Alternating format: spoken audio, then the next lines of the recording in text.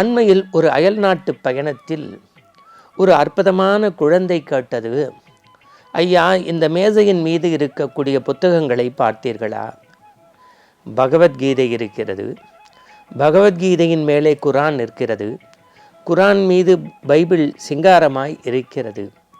அப்பொழுது பைபிளும் குரானும் கடைசியில் பகவத்கீதையும் இருப்பதாக எடுத்து கொள்ளலாமா என்று அதனுடைய பார்வையில் கேட்டது. அதற்கு பக்கத்தில் இருந்த ஒரு ஆச்சாரியர் சொன்னார், அம்மா, பகவத்கீதை மேல் பைபிளும் குரானும் இருப்பதை பொறுத்து இப்படி வைத்து கொள்ளலாமே, அது இரண்டையும் இந்த பகவத்கீதை தான் தாங்கி பிடிக்கிறது என்று கூட பார்க்கலாமா என்றது. அந்த குழந்தை விக்கித்தது. காரணம், எல்லா சமூகமும் உயர்ந்தது தான். கண்ணதாசன் சொல்லது போல, அல்லாஹ் என்பது கங்கை நதி, இயேசு என்பது சிந்து நதி, இந்து என்பது யமுனை நதி, நதிகள் பிறப்பது படவிடமாம், எல்லாம் இணைவது கடலே ஆகும். நாம் மதச்சண்டைகள் தேவையில்லை.